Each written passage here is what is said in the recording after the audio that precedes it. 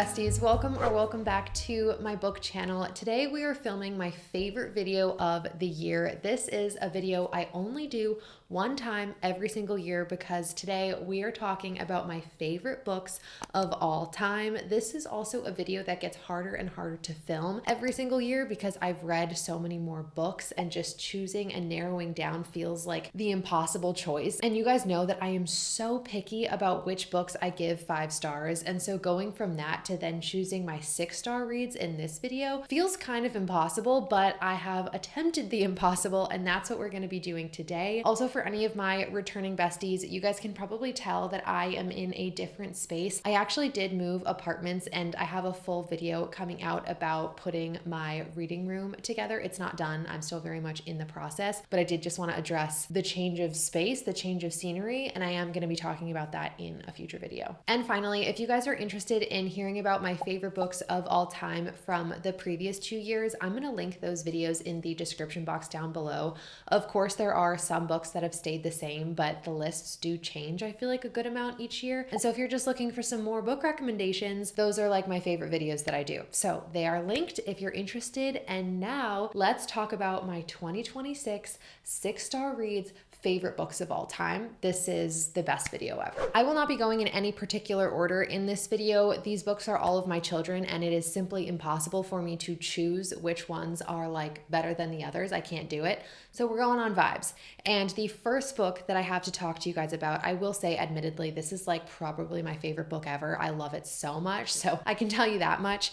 And that book is Happy Place by Emily Henry. I did just want to start off with this book because so many of you guys already know that I am absolutely obsessed with this story. I've read it 3 times now. I've annotated it cover to cover multiple times, and I do intend to do another reread of this book this year. I just love it so, so much. This is a romance book, but it's also so much more than that. We're following 6 friends as they go on their annual summer trip on the East Coast, and we're following our 2 main characters, Harriet and Wynne, and we're following them through 2 different timelines. So in one timeline, we see them as college kids falling in love, and then in the present timeline, they have broken off an engagement and they decide, for reasons that I won't say, that it's best not to tell their friends that they've broken off this engagement during the summer trip. So they're like fake engaged over the trip, and it makes sense. Like, one of the reasons that I love this book is because I feel like everything is so logical, and while it's a romance book, we know so many of the side characters. They facilitate the plot and the story, and I love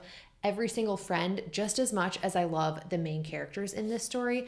And so if you guys haven't tried out Emily Henry, I highly recommend her books. Also, do not be fooled. This looks like a fun, happy, good time, but this is very deep and sad and will make you cry. So love this book. This is by far my favorite book from her. I am obsessed with it and just kind of had to get this one out of the way because the real ones know that I'm obsessed with this book. Up next, we have a recent 5-star, 6-star read, and that book is The Bright Years by Sarah Damoff. If you guys watched my most recent reading vlog where I read a book from my physical TBR and then go book shopping, I'll link that if you guys want to watch it. I did read this book and you guys got to experience and witness the joy of me finding this story. I am so, so obsessed with it, and I will be making it my whole entire personality to recommend it to you guys in every single video that I possibly can. And in this story, we're following one family through 4 generations as alcoholism weaves its way through the family tree. And what I loved about this story is we're both taking a close look at how alcohol and other just like challenging things impact these people in this one family, but also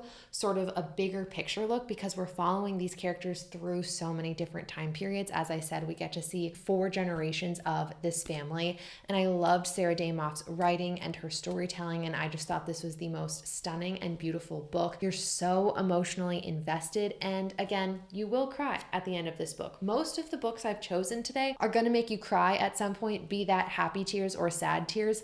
I love an emotional story. That's like my #1 favorite thing. And this follows that pattern like exactly. I love this book. You guys know that I'm a serial reader of all different types of genres, and this video is no exception to that. I'm jumping all over the place. We already have a romance and a fiction, and now we're switching into into fantasy, and I did have to talk about the Darker Shades of Magic series by V.E. Schwab. I feel like along with Happy Place, like if I could pick two books that people could just pick those two books and you think of me, I would choose Happy Place by Emily Henry and A Darker Shade of Magic by V.E. Schwab. Particularly, my favorite book in this series is A Gathering of Shadows by V.E. Schwab. This is a trilogy, and in this series we're following our main character Kel, who is a very unique magical being, like magician, I guess, and he has the unique ability to travel between worlds. So there are 4 different worlds.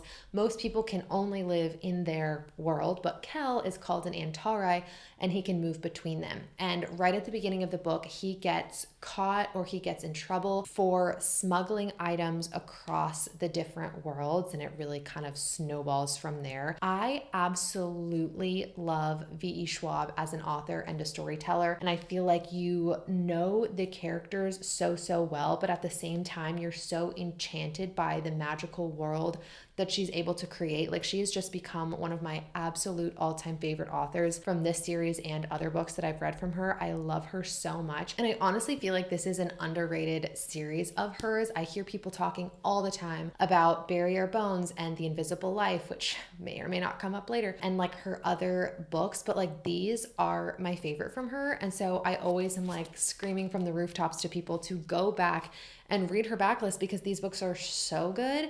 And this is what got me back into adult fantasy. So if you're like not a fantasy person, try these. Like, this got me back into the genre, and I am eternally grateful to V.E. Schwab for that. So I love these books. Up next, we have another 2026 find, and how great is it to just keep finding new incredible books? I often feel like I've read all of the great books that I'm going to read, and then every year I find new, exciting, fantastic books.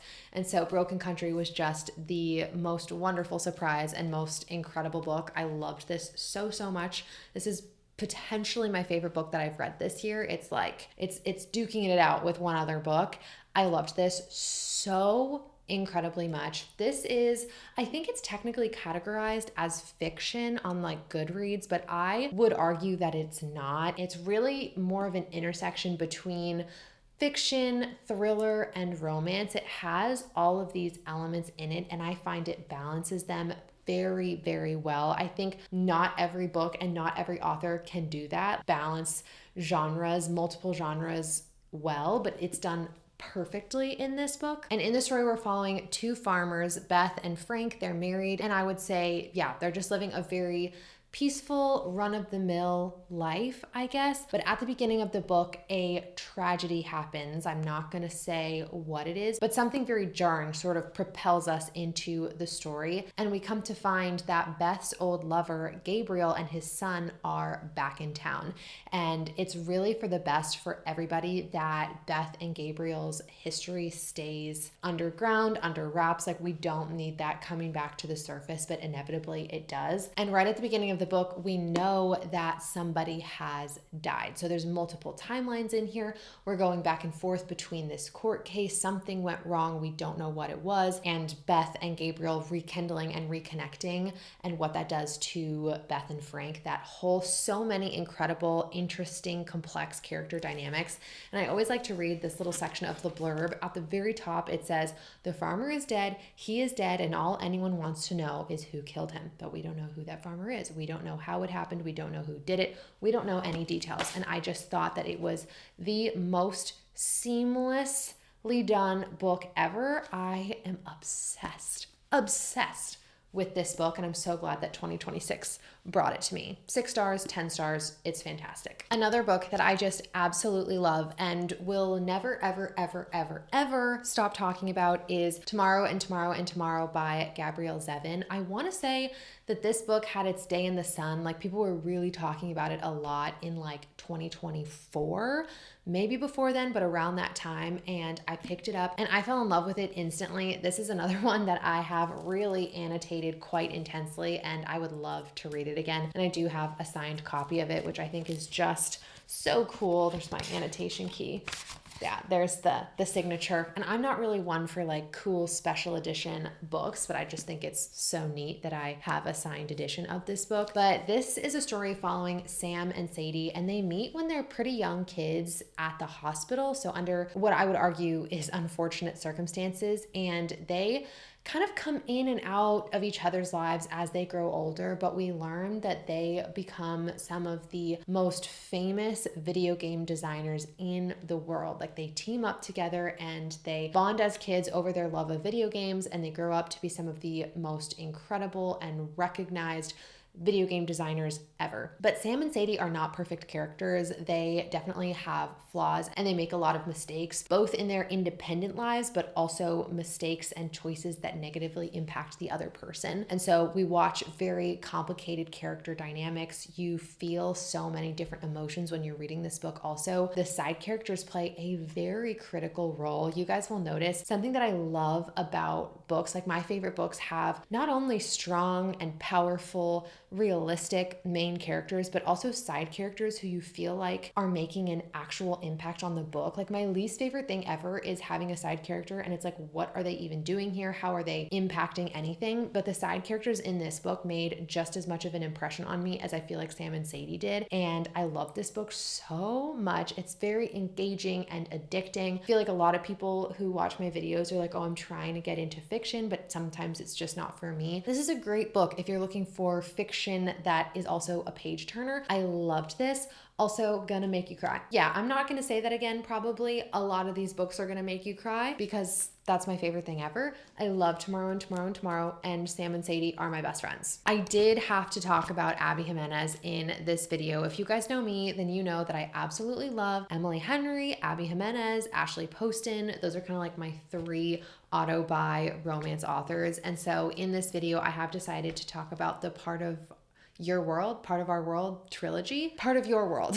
Gosh, I should know that by now. And this is a trilogy of 3 interconnected standalone romances, which basically means that you guys can pick up any book at any time and you don't have to have read the book that comes before it. So like you guys could pick up book 3 just for the summer and still understand it quite well without reading Part of Your World. However, if you are asking me, and you're here, so I'm just gonna assume that you are, I think these books are so much better if you read them in the proper order. So first you would pick up Part of Your World, then you would read Yours Truly and end with Just for the Summer. I think these are her best 3 books, like all together. I am absolutely obsessed with them. And my favorite in the series is probably Just for the Summer. I think the series just gets better and better and better as you go. I love these books so, so much. And for the sake of time, I don't want to dive into each one of these books. I honestly like it. My favorite changes every single day, but I will tell you that in Abby Jimenez books, she is really notorious for writing fun, light, happy, rom-com-y moments and characters, but at the same time, she slowly just like sneaks in these darker and sadder and intense topics. So when you start the book, you're like smiling and you're like, oh my gosh, this is so fun and this is so addicting. And I love that male main character. Oh my God, I want to date that male main character. Oh my gosh, that female main character is such a girl boss. She's so cool. And then all of a sudden you're crying and you're like, wait, how did we get here? Why am I bawling my eyes out? I don't know how she does it, but she does it to me every single time. And so this is another instance where I'm like, don't be fooled by the cute little romance, cartoony, sweet covers because they're a lie. Okay, this is mismarketing. These are intense and emotional. And so if you're someone who maybe romance isn't your top genre, but you love emotionally hard-hitting stories, I'm gonna say Abby Jimenez is your girl. You're gonna fly through these books. They're so much fun. And again, please start with Part of Your World. I picked this up on a whim. I was like, I didn't really think I was gonna like it because some of the tropes in this book aren't my favorite. I was proven wrong in every single way possible. These are all like 5-star books for me. I love these books. I have other videos where I go into more detail about them since I'm not going into the plot in this video since I want to kind of get through all my favorites, but I love these, and Just for the Summer is my favorite, I think. I also absolutely love historical fiction. I just feel like I'm not served up recommendations of historical fiction as often as maybe I would like. And so last year I did finally pick up, after many, many years of my friends telling me this was amazing and you guys telling me that this is amazing, I picked up The Nightingale. And honestly, the driving factor, the thing that like made me actually pick it up was my book club voted on this. And if you're in a book club. Guys, this is a phenomenal one to read all together. I'm literally in a book club with like 10 girls, and all of us were just bonding about how many feelings we had while reading this book. And this is a World War II story. We're following our two main characters. They're both sisters. We have Vianne and Isabelle, and they live in France, but they're actually in different parts of France at the start of our story. And they're very, very different from each other. Vianne is married and she has a young daughter, and she's kind of just trying to do her best to stand by her family, raise her daughter, follow the straight and narrow, if you will. And then we also have Isabelle, who is a little bit more of a free spirit, and all that she wants is to make an impact on the world and to be seen and understood. And they're so different from each other, and I love that about them. And we watch as their perspectives change and shift as World War II changes and becomes what it eventually did. We start with them at the very inklings, the very beginning, will there be war? And you realize how little people actually knew about World War II and everything that was going on in Germany. And by the end, these two female characters have a very powerful impact on the war and on their communities. I'm obviously not going to say what that is. And it's just such a heartwarming and heartbreaking story, and it shreds you to pieces and then tapes you back together, but only partly. I loved this book, and this is an instance, like I'm going to say the shining star about this book to me was the characters and just the character growth and development. I really, really love when we get to know our characters so well that they feel like real people. Like, I don't really like it when I read a book and the characters are forgettable, or we don't really feel like we actually know them. But I still feel like at one point in my life, I met Vianne and Isabelle. Like, I'm like, oh, I met them back when I read this book last year. Like, we know each other, you know, like it just feels like that. I would say Tomorrow and Tomorrow is a book that feels like that too. Like the characters, it's almost harder to believe that they don't exist and that they're not real.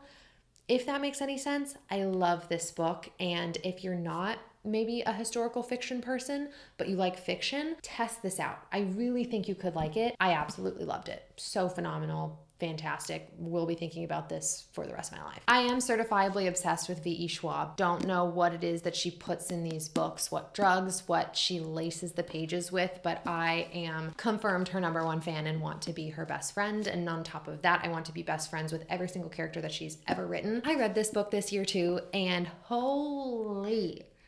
I can't believe I waited so long to read this. This is like #1 viral BookTok, booktube, bookstagram book. Like everyone and their mom and their dog and their sister, everybody was talking about this book.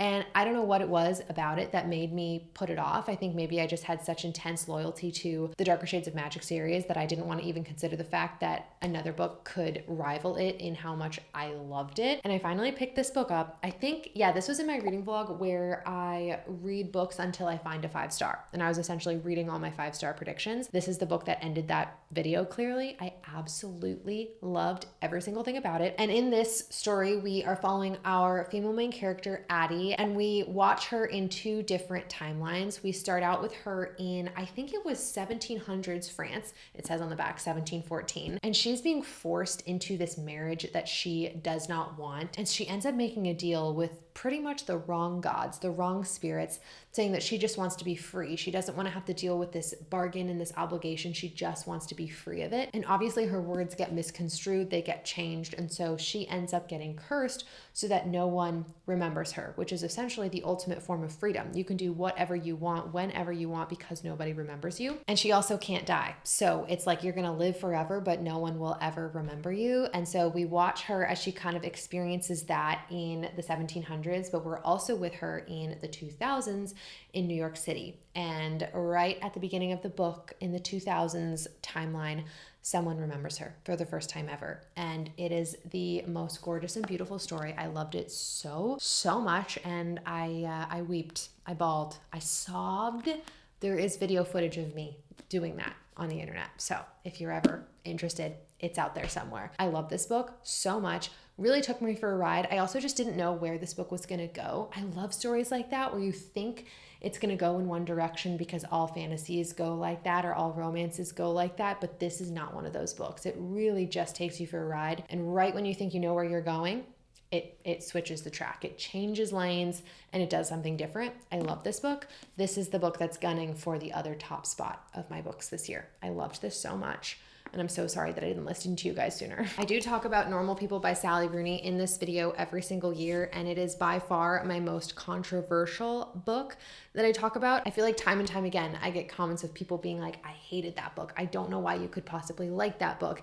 And I don't know what to tell you guys. This is my favorite book. So I'm telling you that this is one of my favorite books ever. I love Sally Rooney. I love her writing, but I can acknowledge that it's not for everyone. She does not use quotation marks. Her characters aren't like likable, I wouldn't say. They make a lot of bad choices. They're very confusing. They're very complicated. But because of that, I find them to be very realistic. I think people and human beings are complicated, and we don't make the best choices all the time, and we don't understand our emotions all the time. And those are the kinds of characters that she writes.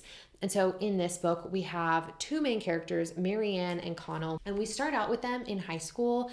And one of them is very like introverted and awkward and shy and really just tries to fade into the background. And the other one is very extroverted and on the sports teams, and everyone at the high school really loves them, that kind of thing. And then we're with them a few years later at university, and they sort of undergo this switch, this transformation, where the one who is really extroverted and outgoing retreats into himself and becomes really shy and quiet and a wallflower, if you will. Whereas the other one really finds herself and comes into herself and becomes more, popular is not the right word, but has lots of friends. I found it to be a character study on them and how they change, and also their, what I would describe as somewhat toxic relationship that they have with each other. I would say that this is romance meets literary fiction.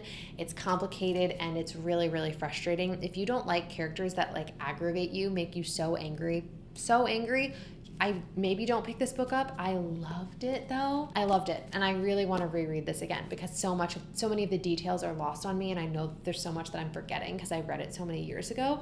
I love this book, and every time I talk about it, it makes me want to like go pick up another Sally Rooney book. I do have one of hers on my TBR right now. I think it's Conversations with Friends is the next one from her that I need to pick up. Love this book. This is definitely my favorite from her so far. If you have not read a magical realism romance yet, you're doing it wrong. I am obsessed with The 7-Year Slip. This book will always have a very special place in my heart. I also met Ashley Poston recently. It was so cool. She did a book tour for her newest book, The Someday Garden, which I have read. I've read it already. It'll be in my next wrap-up video if you're interested in hearing my thoughts on it. I got that book at the book tour, but then I also brought The 7-Year Slip, which is my favorite book from her, and I got it signed, which is so cool to me because I, again, am her #1 biggest fan, and I just think that's so cool that she signed my book. I should have brought all of them. I thought that they would tell us that they can't sign all our books because that would take too long, so I only brought this one. I should have brought my entire collection. I regret it, but it's fine. It's fine. It's fine. In this magical realism novel, we're following our female main character, Clementine, who is grieving the loss of her aunt, I want to say. Her aunt has left her this brownstone apartment in New York City. So the beginning of the book, Clementine is moving into this beautiful New York brownstone apartment. When she was growing up and would visit her aunt would always tell her that this apartment isn't just any apartment, it's a magical apartment. And Clementine's like, sure. As an adult, she's like, sure, it's magical. But one day after she moves into the apartment, it slips in time 7 years, and she wakes up to a man on her couch. But this ends up being a beautiful, stunning, magical realism romance between Clementine and Ewan, the man who is mysteriously on her couch, which is probably my worst nightmare, to wake up and there's a foreign man like in my house. That sounds terrifying. I think magical realism is also a subgenre that I want to read more of. Like if you guys know of any other authors who do this, like weave one magical element into a romance book, I want to get my hands on that. I feel like this is a genre that I want to explore a lot more because I've really just read from Ashley Poston in this genre. Fantastic, phenomenal book. I love this. I love all her books, but this one's my personal favorite. Like if you're like, ooh, I want to try Ashley Poston, where should I start? Right here. This is the guy for you. At this point in the video, I did just want to let you guys know that I do run a meal club for readers. You guys have heard me talk about this many times before, but just in case you're new here, new to me, new to my channel, I have a personal goal and mission to encourage people to read more and scroll less. So basically spend less time on our phones and spend more time reading our books. And I try to share that message through my meal club called the Cozy Reader Club. And every single month I send my subscribers physical envelopes in the mail with cozy, fun paper goods that I think will encourage people to pick up a book. And so really quickly, I wanted to just share with you guys some of the goodies that my subscribers received in the previous mail club. Every single month, everyone gets a beautiful little bookmark. And last month I did a very loose like East Coast summer theme, and everyone got a hydrangea bookmark that I just think turned out absolutely gorgeous, stunning, and beautiful. And this is the bookmark that I'm using in my current read. I love matching with my Cozy Reader Club besties. That's one. Everyone also gets a newspaper that I write with no AI. This is 100% coming from my own brain. And essentially in the Cozy Reader News, I talk about books coming out in the upcoming month that I think you guys should keep on your radar. And I just feel like this is a great way to stay in the know of what's happening in the reading community without having to like scroll on your phone too much. And then I do some bonus articles on the back. This changes every single month, but one that I had a really fun time writing is a summer reading based on your horoscope. So I recommended a book for every horoscope, just like based on, well, obviously based on your horoscope, and it was so much fun. That's just one of the bonus articles. Everyone also gets a signed personal letter from me where I basically write you a letter about something that's going on my mind relating to bookish things in the reading community, and I do sign every single one of these. And then everyone gets some sort of game or activity. I've done so many different things. Last month I did a word search. I've also done like a TBR jar activity. I have a really fun one coming out next month. I've done riddles and word scrambles. I've done so many different things. And so if you guys are interested in joining the Cozy Reader Club and becoming a cozy reader with me, I'm gonna link my website in the description box down below. I would absolutely love to have you and just spend more time reading and less time scrolling. But I think that is it from me on this particular note. Let's get back to talking about my favorite books of all time. Next, I want to talk about The Conditions of Will by Jessa Hastings. And this was my #1 favorite book that I read in 2025. I loved it so much. And I'm just learning. I feel like every year I learn so much about myself as a reader and what I like, what I enjoy. And something that I just keep coming back to is these books that are not one thing. Like people, I think, are often very binary about what they like. They're like, oh, I'm a romance reader or a fantasy reader or a fiction, or I like all of those things. I like romance and fantasy and fiction, but I like books where it's one book that has elements across these different genres. And The Conditions of Will is a book that is romance forward, but it has so many other things in it that I don't even know where to begin. We're following our female main character, Georgia, who is a professional face reader, like based on how your lip twitches and your eye moves and your nostrils flare, like she can decode how you're feeling, which I find to be really interesting. And she's living in London, but she gets a phone call that this tragedy, this crisis has occurred with her family. And so she hops on a plane to go back to South Carolina to deal with the unraveling essentially of her family, her siblings, her parents. And while she's there, she meets our male main character, Sam Penny, and he is also a very interesting and very complicated character who is there not for her, but for someone else in her family. And we watch as they build a romance, but also as all of these like dark secrets come out about the family. And it is just so engaging. And I have vivid memories of me reading this book. I was in vacation in Oregon.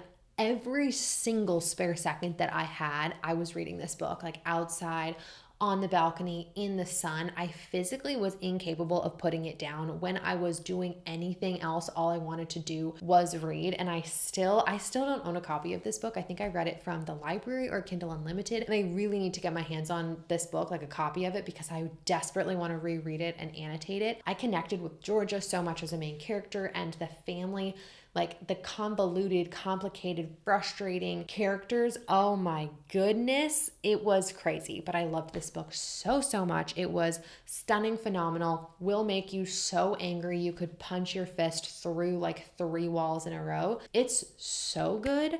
And I loved it. Not for everybody. Jessa Hastings is another author whose books are not for everybody. So I'm just going to say that now. If you already know you don't like her books, don't pick this one up. It's similar to the rest.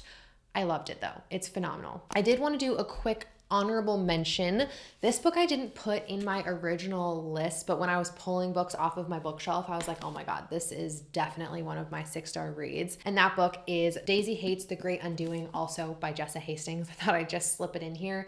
And this is book 4 in the Magnolia Parks series. I have a very interesting relationship with the Magnolia Parks series. I would say in this series, we're following a group of friends who are extremely wealthy. Like they're the kids of these mega multi-millionaire families living in London. And it's just straight drama. One second. As I was saying, we're following these children of really rich families, and it's just basically a drama with romance, with thrilling moments, with like dirty like secrets that come out in tabloids. It's kind of like Gossip Girl in a book, honestly. It is so good and so much fun, but I don't particularly love the Magnolia Parks books in this series. And basically, if you're unfamiliar with this series, there's 5 books out. We're waiting on the next one. I'm really sitting here waiting for that. There's 5 books out, and they alternate between 2 different couples. So there's the Magnolia and BJ books, which is books 1, 3, and 5. And then there's also the Daisy Haites books, where we're following Daisy and Christian in books 2 and 4. And so you alternate who you're following more closely, and each pairing take place at the same time. So like Magnolia Parks book 1, like the first Magnolia Parks, which is book 1, and Daisy Haites, which is book 2, are taking place concurrently. They're happening at the same time, but we're getting all these different perspectives, and they're so good. I like the Magnolia BJ books, but I love the Daisy Christian books. That's sort of where I'm at and where my heart is. I love these like a lot more than the Magnolia books. I think it's interesting. Some people really prefer Magnolia. I love Daisy. So I love this book, and it's like honorable mention because you have to like read the first book to get to the second book, which is amazing, and then read the third book to get to the fourth book, which is amazing. Like I have a lot of favorites in this series, but I wouldn't say the entire series is like my favorite books ever. That's that. Dying for the next book in this series. Dying for it. Love these. I'm going to try to speed run the next few books because I actually have a work meeting soon. This is my lunch break and I am losing steam. I'm getting pretty tired. But the next book that I have to talk about is Love in Other Words by Christina Lauren. I love this book. This is like iconic. Brings me back to who I was when I fell in love with reading. And in this story, we are following Macy and Elliot, who fall in love as kids and then lose touch for 10 years and reconnect as adults. And we are working our way towards the one thing that really broke them apart. And there's really stunning scenery in this book. It takes place in Northern California. Macy goes to her family lake house, I think, every single summer. It's been like maybe 2 years since I've read this. I've read it again so many times. This one is fully annotated. There are dried tears in here. I love this book so much. And yeah, it's just so stunning, so beautiful. It makes me like swoon and happy cry and sad cry in every single way possible. I love this book, and it just, to me, embodies the love of reading. Like if I want to just fall back in love with reading again, remember what it's like to just love books, this is a book that I would pick up, and I love it so much. It's so good. I do have a sci-fi book to talk about today, and that book is Ready Player One by Ernest Cline.